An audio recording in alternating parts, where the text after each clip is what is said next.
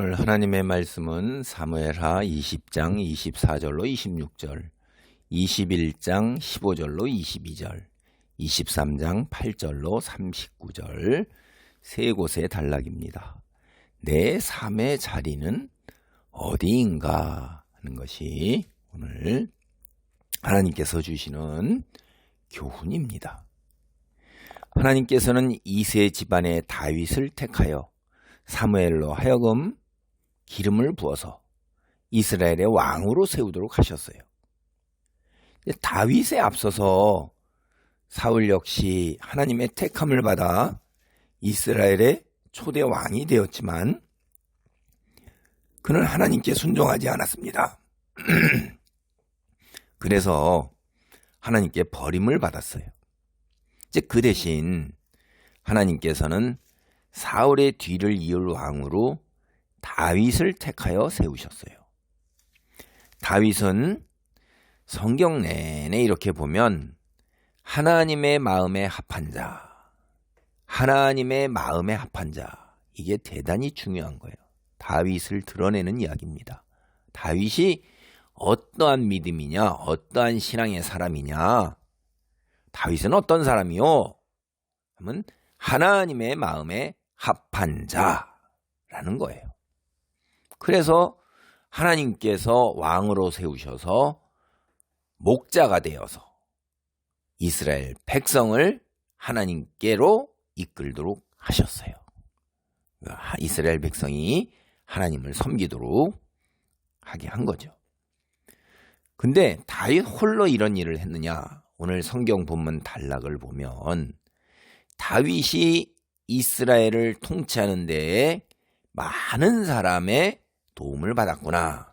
다윗 주변에 굉장히 많은 사람들이 있었구나라는 것을 우리는 알 수가 있습니다.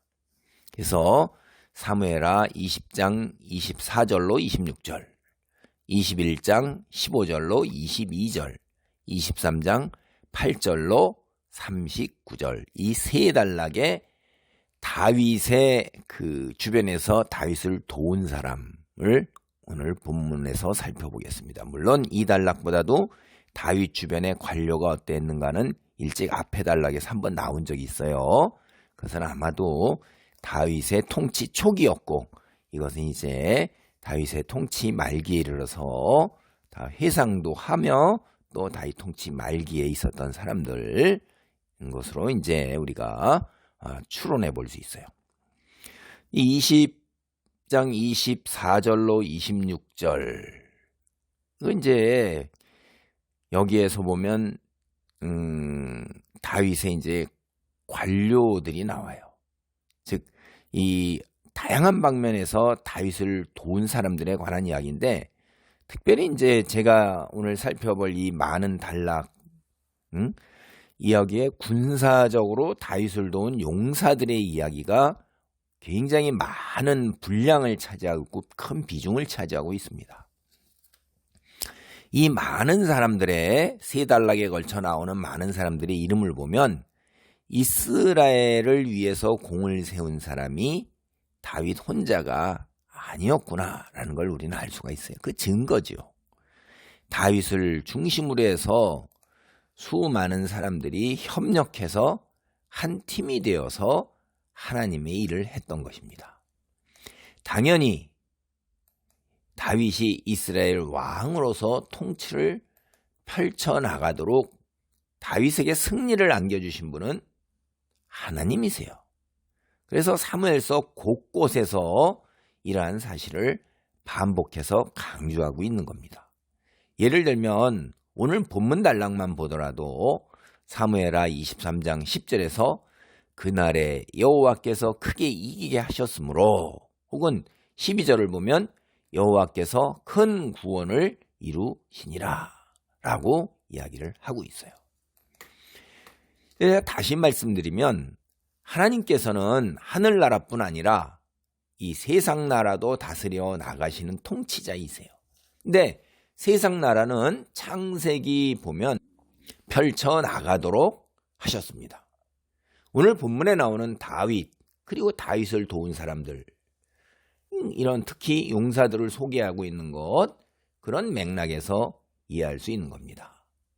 그렇다면 오늘 우리 그리스도인 하나님의 백성 자녀된 나, 어떤 삶의 자리에서 하나님의 사람으로 살아가면서 하나님의 살아계심을 드러내는 거룩한 삶의 모습을 드러내도록 부르심을 받았는지요?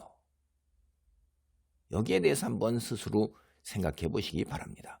성경 본문에서 주는 교훈을 통해서 오늘 내게 적용되는 것, 그것이 바로 나의 삶의 자리가 어디인가 하는 거예요.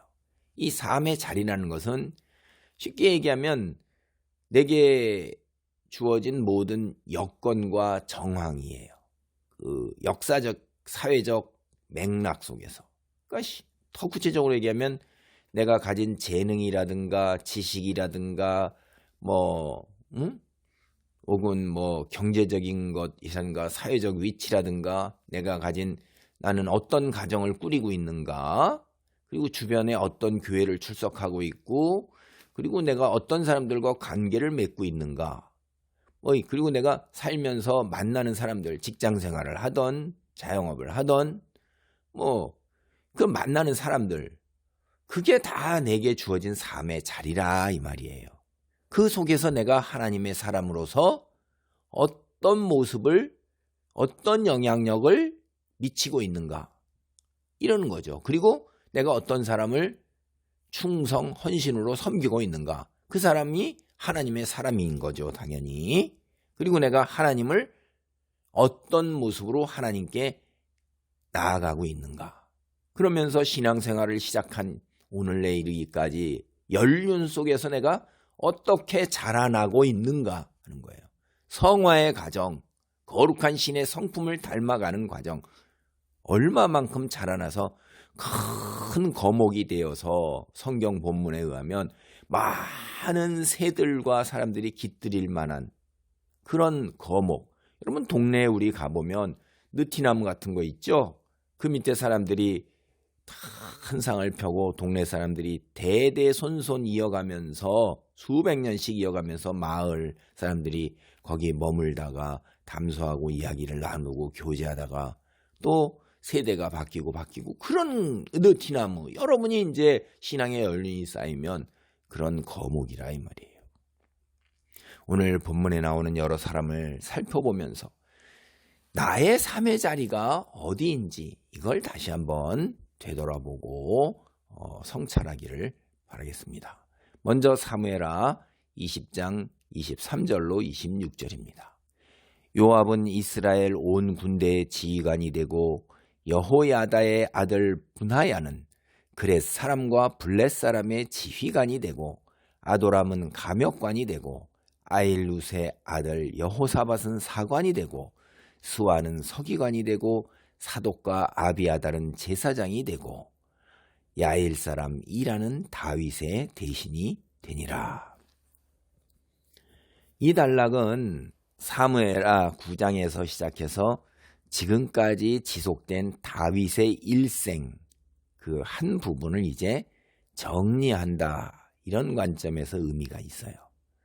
더불어서 이제 앞서 제가 말씀드린 것처럼 다윗의 관료가 사무엘하 8장 15절에서 18절에 이미 나와요. 그 관료들의 이름들하고도 또 이렇게 옆에 나란히 대조를 이루기도 하지요. 이게 제가 말씀드린 것처럼 8장에 나오는 관료는 다윗 왕정 초기, 그 다음에 오늘 본문, 지금 읽은 본문은 아마 말기의 사람들로 보입니다. 그리고 이제 군사적 관료로 나오는 사람이 요압과 분하야예요. 요압은 여러분이 너무나도 잘 아는 사람이에요. 여기에 성경에 여기에 보면 이런 다윗의 용사들의 요압의 이름을 거론하지 않습니다.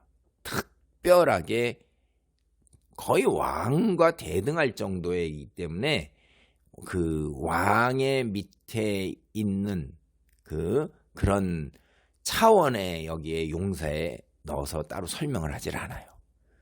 여기 이제 분하야는 그렛 사람과 블렛 사람으로 이루어진 경호원들의, 오늘날 용어로 하면 경호원이고 성경 본문 뒤에 가보면 시위 대장입니다. 궁전에서 그게 경호대장이죠, 이제. 다윗은 여기 보면 그렛 사람이나 블렛 사람은 이거는 이방인들이에요. 그러니까 다윗은 돈을 받고 싸우는 용병을 이미 많이 기용한 것으로 여기서 우리가 알 수 있어요. 그리고 이어 나오는 아도람, 이 사람은 부역 감독관이에요. 훗날 성경을 보면 솔로몬이 성전을 짓기 위해 이스라엘 백성에게 부역, 이건 이제 다른 말로 얘기하면 강제 노동이죠. 이게 끌려와서 강제 노동을 해야 되는 거죠. 백성이기 때문에. 열왕기상 5장 13절로 또 9장 15절 12절을 보면 나오고 있습니다. 그리고 이제 통계 부분하고 기록 부분의 관료로 여호사밧하고 스와가 있었어요. 통계는 굉장히 중요한 겁니다. 나라를 다스려 나가는 데 있어서 식량이라든가 인구라든가 군사라든가 모든 정책의 기본이 통계니까 이거 굉장히 중요한 거예요. 그래서 훗날 뒤에 다윗이 인구조사하는 죄를 저지르는 것도 이제 그런 거죠. 그리고 이 왕조가 계속되어 나가는 데 있어서 기록이라는 것이 굉장히 중요한 거죠. 그리고 이제 종교적 관료, 이스라엘 공동체의 정체성이 종교니까 종교적 관료가 대단한 영향력이 있는 거예요. 그리고 하나님의 말씀을 전할 때 다윗은 무릎을 꿇고 하나님 말씀에 순종하는 거예요. 그래서 다윗이 하나님 말씀에 합한 자라는 거예요. 이게 굉장히 중요한 거죠. 종교적 관료로 사독과 아비아달이 있었고, 그리고 이제 이게 그런 뿐만 아니라 옆에서 늘 붙어 다니는 사람이 누가 있겠어요. 보좌관이나 강요가 굉장히 중요하잖아요. 그 옆에 그게 다윗의 대신이에요. 이라입니다. 이라가 있었어요. 우리가 여기서 용병, 그 다음에 강제노동, 부역 이런 것들이 언급되고 있다는 것에서 이때 다윗의 통치가 언약 개념에서 멀어져 있었구나. 상당히 멀어지면서 이거 세상 나라들의 모습이잖아요. 그런 걸 드러내고 있었음을 우리는 알 수 있어요. 여러 차례 제가 자꾸 말씀드렸는데 성경 본문을 보면 이스라엘이 왕을 요구할 때 사무엘이 뭐라고 경고해요? 하나님께서 왕이시고 족한데 너희가 인간왕을 요구하는 것은, 인간왕은 너에게 베푸는 자가 아니라 너의 것을 탈취하는 자, 가져가는 자라는 거예요. 다윗의 시대에도 이러한 사무엘의 경고가 상당 부분 현실화되고 있었던 것입니다. 우리가 사무엘상 8장 10절로 18절 여기를 보면 사무엘의 경고를 볼 수가 있어요. 다윗의 관료들을 보면요, 다윗 왕권은 하나님 방식이 아니라 또 다윗 방식의 언약적인 왕권이에요. 하나님의 언약을 실행하기 위해서 다윗이 자기의 방식으로 이 왕권을 행사하고 왕조를 열어나간 거죠. 이게 이 단락에서 아벨 여인의 이야기가 나와요. 그 아벨 여인이 지혜를 발휘해서 수천 명의 생명을 구한 것, 그게 어떤 의미인가 하는 걸 우리는 앞서도 살펴봤지만, 여기에 다윗의 바로 여기에 잇대어서 나와서 두 개를 대조하게 이렇게 하는 것에서 우리는 하나님께 지혜를 구하면서 하나님 말씀을 기준으로 하여 다스리면 다윗처럼 이렇게 많은 살상을 저지르면서 그 왕조를 유지하기 위해서 요압과 다윗은 가차없어요. 정적 가차없이 다 살생을 했어요. 제거했다 이 말이에요. 그 의미 없는 희생 그 제거하기 위해서 이 아벨 여인 아벨 성도 수천 명이 아무 의미 없이 일반 백성들이 죽어나가야 되는데 그걸 아벨 여인 지혜를 통해서 막았잖아요. 그러니까 의미 없는 희생을 막을 수 있다. 하나님 말씀 기준으로 하나님께 지혜를 구하고 그러면 이런 교훈을 깨달아야 되는 거예요. 이걸 오늘 우리에게 적용하면 가정이나 교회 공동체에서 아벨 여인의 지혜처럼 일을 하면, 사역을 해나가면 굉장히 효율적이면서도 은혜롭고 그리고 무익한 다툼이나 갈등을 줄일 수 있다 이 말이에요. 그래서 우리는 이런 것들을 깨닫고 기도를 해야 되는 거죠. 나의 삶의 자리에서 내가 이러한 위치에 있고 이러한 영향력을 미칠 수 있도록 하나님께 기도해야 합니다. 사무엘하 23장 이제 8절로 39절 단락이 또 나와요. 여기에는 다윗의 용장들에 관한 이야기예요. 이제 군사적 관료들이죠. 군인이죠. 군인.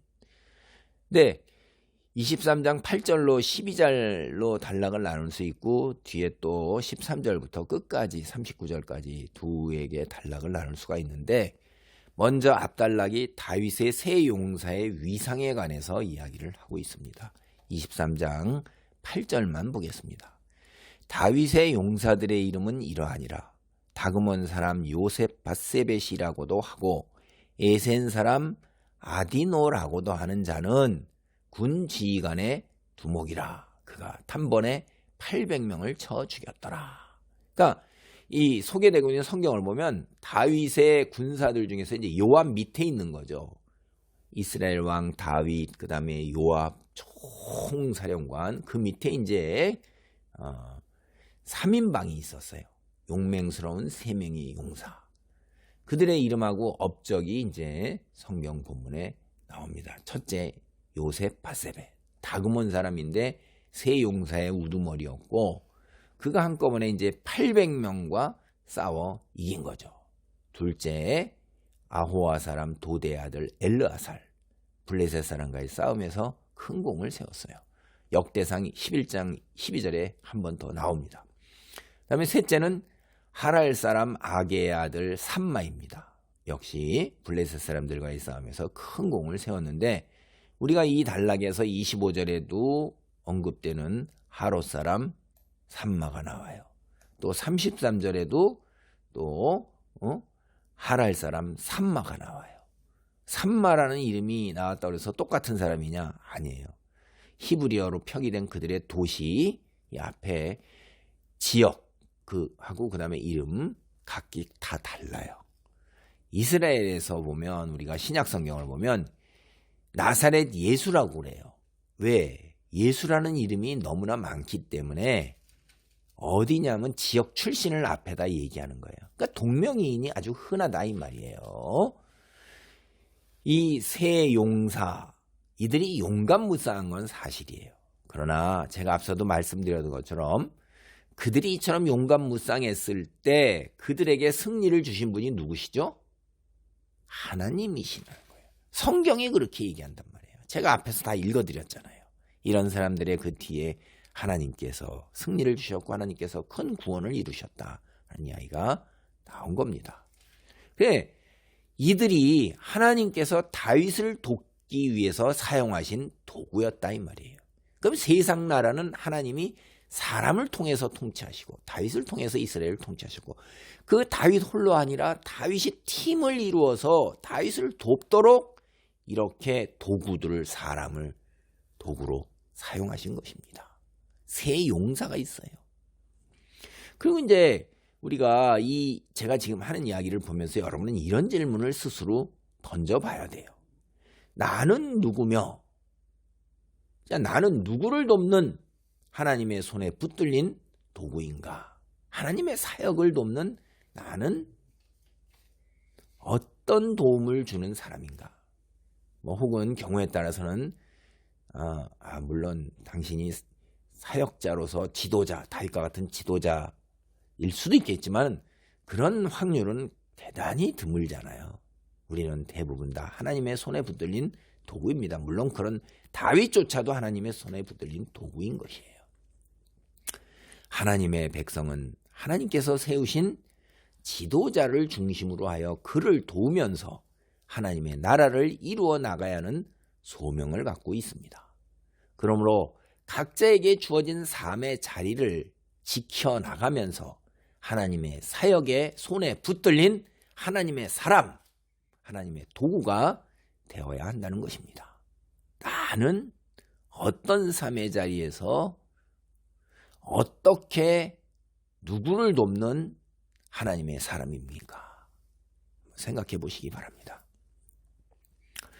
사무엘하 이제 23장 13절로 17절 단락은 이제 용사의 충성심에 관한 이야기예요. 근데 한 절만 13절로 15절만을 보겠습니다. 기니까요. 또 30두목 중 3사람이 곡식 뺄 때 아둘람 굴에 내려가 다윗에게 나아갔는데 때 블레셋 사람의 한 무리가 르바임 골짜기에 진쳤더라. 그때 다윗은 산성에 있고 그때 블레셋 사람의 요새는 베들레헴에 있는지라. 다윗이 소원하여 이르되 베들레헴 성문곁 울물물을 누가 내게 마시게 할까 하매 다윗은 매우 능력 있는 군인이었습니다. 다윗은 세 용사 외에도 많은 훌륭한 용사들을 거느리고 있었는 것을 여기 본문 단락을 보면 알 수가 있어요. 근데 여러분 여기 이제 우리가 하나 또 생각해 볼 게 다윗과 그의 용사들의 관계는 어떠했을까 하는 거예요. 단순히 이게 왕과 부하 혹은 주인과 종, 군주와 신하 아니면 고용주와 고용인, 용병도 있었으니까 그런 관계였을까 하는 거예요. 이 단락에 나오는 사건, 다윗과 그의 용사들의 관계가 어땠는가를 참 잘 보여주고 있습니다. 다윗이 블레셋 군과 진을 치고 있을 때 그는 아둘람 동굴에 사령부를 두었고 블레셋 사람들은 베들레헴에 진을 치고 있었어요. 근데 다윗의 소위 30용사에 속한 3명의 용사가 다윗을 찾아왔습니다. 그런데 전쟁 중에 다윗이 갑자기 향수에 젖은 거예요. 그래서 지금 블레셋 군이 진을 치고 있는 베들레헴, 자기가 어린 시절을 보낸 게 그게 문득 떠올라서 어렸을 때 즐겨 마셨던 베들레헴 성문 곁에 우물물 그게 떠오른 거예요. 자신도 모르게 중얼중얼 된 겁니다. 누가 베들레헴 성문 곁 우물물을 나에게 길어다 주어 내가 마시게 할 수 있게 해주겠는가 이런 거죠. 참 추수철 목마름을 적셔둔 고향의 샘물에 대한 생각이 이게 문득 떠올랐던 모양이에요. 그러니까 순간적으로 향수에 젖어서 감상에 젖은 다윗의 인간적인 면모죠. 이런 게 그랬는데 왕을 위해 목숨을 내놓을 각오가 되어 있던 세 용사가 다윗의 그런 말을 듣자마자 주저하지도 않고 적군의 진영을 향해 내리다른 거예요. 그들은 자신들의 목숨을 걸고 다윗을 위해 베들레헴 성문 곁 우물물을 가져왔습니다. 물론 이 사건은 다윗과 군사들의 사이가 얼마나 끈끈한 인간관계로 맺어져 있는가 하는 것을 여실하게 드러냈지만 이건 다윗이 분명히 잘못한 일입니다. 자신이 무심코 중얼거린 말, 내뱉은 말, 실언이죠 이게. 이 세 용사들이 최소한도 80km 정도를 이동해서요. 그의 적진 한가운데를 꿰뚫고 지나가서 물을 길어온 거예요. 이거 대단한 거죠. 한 모금의 물 때문에 세 용사의 생명을 위험에 빠뜨렸던 것입니다. 뒤늦게 자신의 실언이 어떤 결과를 가져왔는지를 깨닫게 된 다윗은 정신을 차리고서 적절하게 이 일을 해결했습니다. 세 용사들이 길어온 물을 여호와 앞에 부으며 이렇게 고백했던 것입니다. 주님, 이 물을 제가 어찌 감히 마실 수 있겠습니까? 이것은 자신의 목숨을 돌보지 않고 용감하게 적진을 휘젓고 돌아온 세 용사의 피가 아니겠습니까? 여러분, 만약 다윗이 이 물을 마셨다면 군인들이 어떤 반응을 보였을 것이라고 생각하십니까? 다윗은 이 물을 마시지 않음으로써 자신을 위해 싸우고 있는 군사들을 어떻게 생각하는지를 보여주었던 것입니다. 소모품이라든가 자신을 위해서 자신의 그 소욕을 채우기 위해서 군사들의 생명을 돌보지 않는 그런 면모를 다 드러냈을 거예요. 그 물을 마셨다면. 떨리는 손으로 여호와 앞에 물을 붓는 다윗을 보면서 군사들은 대단히 크게 감동되어서 더욱더 다윗을 사랑하고 다윗을 위해 더욱더 열심히 싸우게 되었습니다. 이렇게 우리의 생명을 귀하게 여기는 왕을 위해 죽기까지 충성하리라 이런 다짐을 하고 또 했을 것입니다. 이 사건은 다윗과 그의 군사들 사이에 존재했던 거룩한 연합체, 그가 얼마나 진실되고 끈끈하게 맺어져 있는가는 한 면모를 잘 보여주는 사건이었는데, 이런 사건은 사무엘하 21장 15절로 22절 단락에서도 또 볼 수가 있어요. 우선 15절로 17절만을 보겠습니다. 블레셋 사람이 다시 이스라엘을 치거늘 다윗이 그의 부하들과 함께 내려가서 블레셋 사람과 싸우더니 다윗이 피곤함에 거인족의 아들 중에 무게가 300세겔 되는 노창을 들고 새 칼을 찬 이스비브노비 다윗을 죽이려 하므로 수르야의 아들 아비새가 다윗을 도와 그 블레셋 사람을 쳐 죽이니 그때 다윗의 추종자들이 그에게 맹세하여 이르되 왕은 다시 우리와 함께 전장에 나가지 마옵소서 이스라엘의 등불이 꺼지지 말게 하옵소서 하니라. 이제 이 단락의 본문에서 두 전쟁의 이야기가 나와요. 지금 제가 읽은 게 먼저 블레셋 사람과의 전쟁인데 이 15절 17절에 나오는 전쟁이 그래서 우리는 다윗이 어떻게 자신의 부하들에 의해서 구출되었고 그의 부하들이 다윗을 얼마나 아끼고 소중하게 여겼는가 거기에 초점을 맞추고 있어요. 그들은 다윗의 생명이 위험에 놓인 순간을 목격하고 난 후로는 다윗 보고 다시는 전쟁에 나오지 말도록 간청을 하겠어요. 그리고 그렇게 하겠다는 약속을 마침내 받아냅니다. 임금님은 이스라엘의 등불이십니다. 우리는 우리의 등불이 꺼지지 않도록 지키고자 합니다. 이게 세번역에서 17절 이렇게 얘기를 한 거예요. 적절하죠. 성경은 사람이 죽으면 그의 등불이 꺼진 것으로 표현하고 있기도 합니다. 욥기 18장 6절이나 잠언 13장 9절이 그럽니다. 훗날의 등불은 다윗 왕조를 상종하는 것으로 사용되는데 열왕기상 15장 4절이나 시편 132편 17절에 나와요. 이 상징의 근원은 성소 안에서 사실 계속 타도록 보존되었던 등불이 있잖아요. 그 등불에서 유래되었을 것입니다. 사무엘상 3장 3절을 보면 나와요.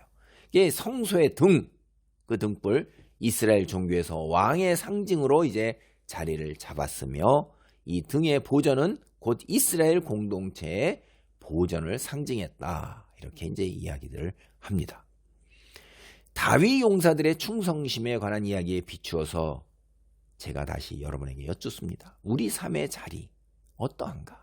이거 다시 한번 생각해 보시기 바랍니다. 이 세상에서 삶의 여정에서 다윗과 같은 지도자를 따르는 것은 이건 엄청난 축복이라고 저는 생각합니다. 내가 다윗의 용사들처럼 교회 공동체의 지도자를 섬기면서 이 세상에서 하나님의 통치가 성취되는 사역, 거기에 조그마한 힘을 보태고 동참하는 것, 이게 얼마나 큰 축복이고 은혜예요. 좋은 지도자를 만나 충성하는 삶의 자리를 지켜나갈 수 있도록 늘 기도해야 할 것입니다. 사무엘하 23장 18절로 이제 39절 단락, 이건 다윗의 소위 30용사의 위상에 관한 이야기예요. 네, 18절에서 21절까지만을 보겠습니다. 또 수루야의 아들 요압의 아우 아비새이니 그는 세 사람의 우두머리라. 그가 그의 창을 들어 300명을 죽이고 세 사람 중에 이름을 얻었으니 그는 세 사람 중에 가장 존귀한 자가 아니냐. 그가 그들의 우두머리가 되었으나 그러나 첫 세 사람에는 미치지 못하였더라.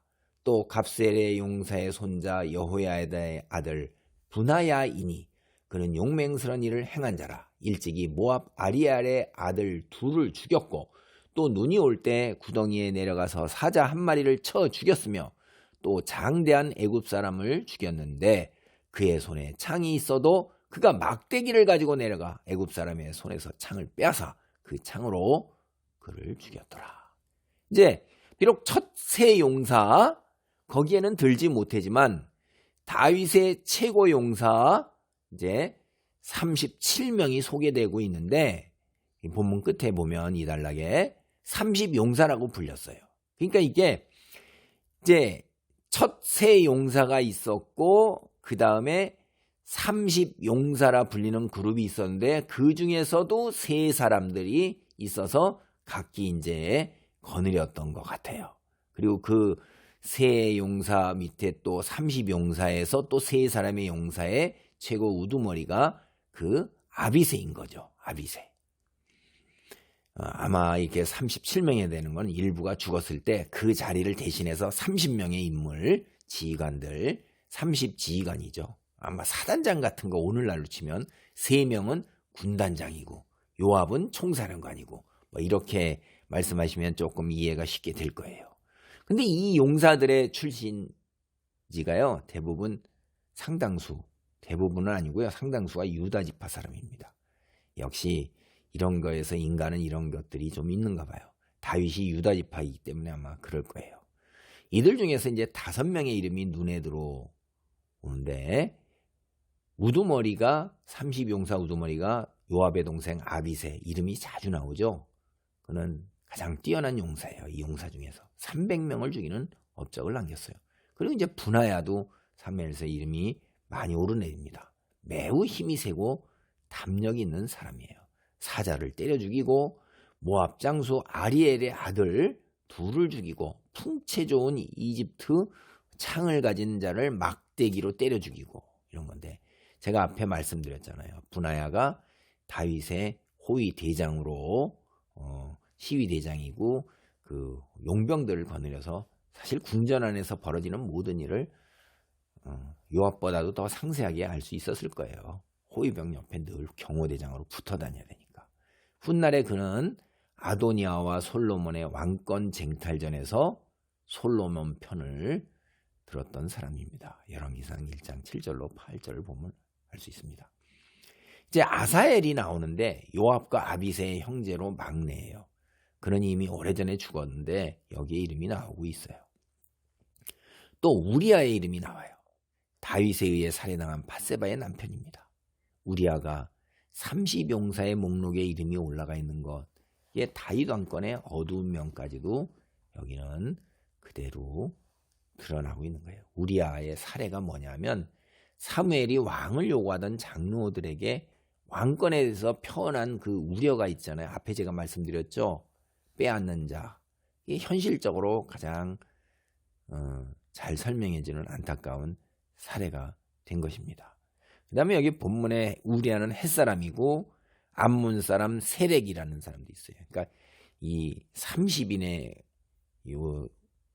용사 중에 이방인들도 이미 다 들어와 있고 용병도 들어와 있고 다윗이 상당히 포용적이었구나라는 걸 우리가 알 수가 있습니다. 이제 제가 다시 한번 짧게 말씀드려서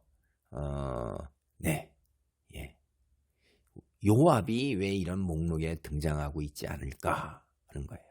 그런데 23장 37절을 보면 요압의 무기를 들고 다니는 옆에 있는 부에로 사람 나하레가 나와요. 그러니까 여기에 30용사도 이렇게, 혹은 첫 세 용사도 요압과 같은 그 차원, 레벨이나 수준에 놓고 비교할 수는 없는 특별한 위치의 인물이었다라는 것입니다. 다윗과 견줄 만한 그런 인물이라는 걸 우리는 생각해 볼 수가 있어요. 권력을 어마어마하게 갖는 거니까요. 그리고 또 그래서 요압은 홀로 다른 부류에 속해야 한다는 것을 우리는 암시받을 수 있어요. 오늘 말씀을 정리합니다. 하나님께서는 다윗을 이스라엘의 왕으로 세우셨어요. 그리고 하나님께서는 다윗 주위에 많은 사람을 보내어 다윗의 이스라엘 통치를 돕게 하셨습니다. 오늘날 나는 누구를 도와 이 땅에 하나님의 나라가 도래하는 그날까지 주의 일을 위해 헌신하고 있는가요? 내가 지켜야 하는 삶의 자리는 무엇인가요? 어디인가요? 다양한 부분에서 다윗을 돕던 많은 사람을 떠올리면서 나의 삶의 자리를 확고하게 다지는 은혜가 있기를 기도합니다. 아멘. 할렐루야. 아버지 하나님 감사합니다. 이 땅에서 주님이 우리를 세상에 처음 창조하셨을 때부터 홀로 있는 것이 좋지 아니하다 하셨고, 가정공동체와 또 이스라엘에게 아버지 하나님이여 신앙공동체, 교회공동체 오늘날 편으로 하면 주셨습니다.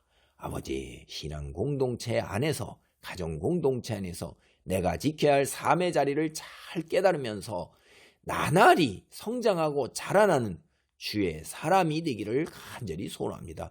기도를 통해서 내가 다른 사람들을 선한 영향력으로 돕고 하나님의 말씀을 기준으로 하여 그들을 아버지 하나님이여 방향을 제시하고 이끌고 나 역시 그러한 일에 동참하는 나의 삶의 자리가 되기를 간절히 소원합니다. 믿고 구하는 대로 이루어 주신다 하셨사오니 주님의 신실한 말씀에 근거하여 충성 헌신하는 삶의 자리를 지켜나가는 하나님의 자녀가 되기를 소원하오니 이루어 주옵소서.